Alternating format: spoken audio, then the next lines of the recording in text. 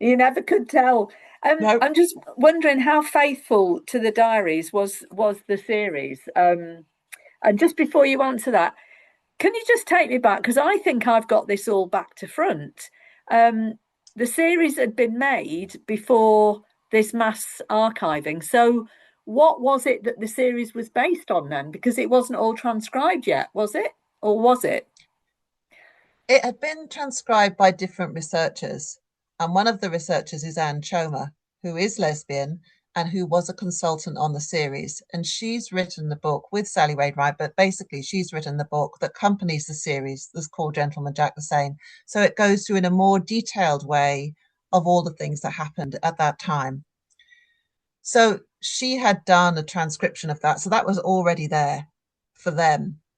And it was very faithful. I was worried about it. I really wasn't sure how they would do it, but I was amazed at the accuracy, not only just in terms of the story, which sometimes is a bit truncated than what really happened in real life, but also the dialogue that she would use the actual words of Anne Lister. That was really quite something. And also some of the really funny parts, like when Mrs. Priestley walks in on them and they're having a bit of a kiss on the sofa and they spring apart like that. That absolutely happened like that. And then Mrs. Priestley kind of walks out in this sort of scandalized huff. And Anne Walker did laugh and sort of say, well, that's funny. Let's just continue. It was just like that. There were some things that were wrong. There was a storyline where a family has an abusive father and the son kills him. That is all made up. That wasn't in the diaries at all. I don't really know why she would do that. As a Yeah, maybe she felt she needed a bit more drama. And also at the end, when she have their kind of marriage, um, that she had them taking the sacrament and exchanging rings in the carriage all at one moment. Well, it didn't exactly happen like that either. So they make a decision between themselves in early February that they are bound to each other, that they are going to commit to each other.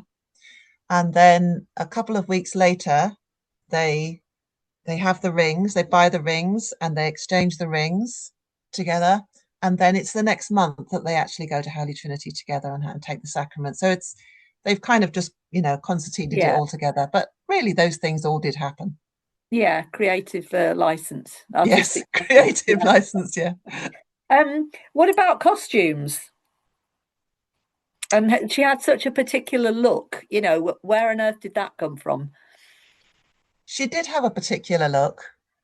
I think that in many ways, I think it was more her manner than her dress. That she became very well known for how she looked and how she moved. She walked very quickly, she strode, and she decided in her 20s to always wear black. And this was very unusual, especially for an unmarried woman who wasn't in mourning. Um, Obviously women would go in black if they were mourning, and then there would be this kind of tiering of after a certain time you could wear dark purple and then you could wear lilac and then you could go back to ordinary clothes. There was a specific order of mourning dress, but she decided to wear black, and I think that was a real reaction to the feminine clothes of the time, and that she wanted to be different, that she knew she was different, and this was part of the difference.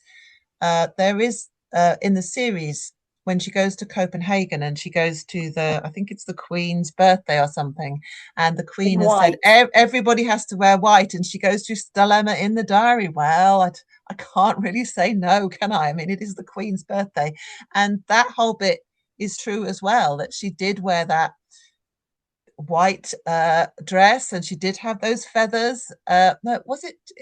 Yeah, or flowers. Ostrich feathers. Yeah, she did. Yeah. She did have. Yeah, that's all true as well. What a lovely vignette. I loved that bit. It was especially when she met up with Anne again when she'd come back, and the one Yeah, thing she tells her is, "Oh, well, I look ridiculous. And I have these ostrich feathers." It was that was lovely. Um, there's some discussion about whether the hat is accurate or whether that was a dramatic device. What do you have on that for us? Well, I don't know that it's definitive yet. I certainly had heard that it wasn't a top hat, but they'd used a top hat in the series to show how differently she looked from the women in bonnets.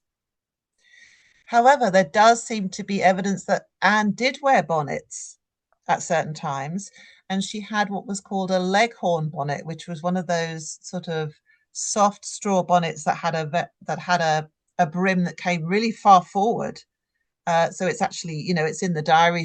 She had done something with this bonnet, so she did have them. What she didn't like was this fashion that came in the 1830s for these very large bonnets, which were very wide. And she started complaining about them, saying nobody could see round them and this kind of thing. Uh, but she did wear a hat that women generally didn't wear. I don't know what it was called, but I was just watching something about what women wore at that time, and women did wear top hats if they were wearing a riding habit. Ah, right. So it may be that she was wearing a top hat and she liked wearing a top hat and that she might have worn it a bit more than usual. I don't know, but it was acceptable for women to wear top hats if they were riding. Ah.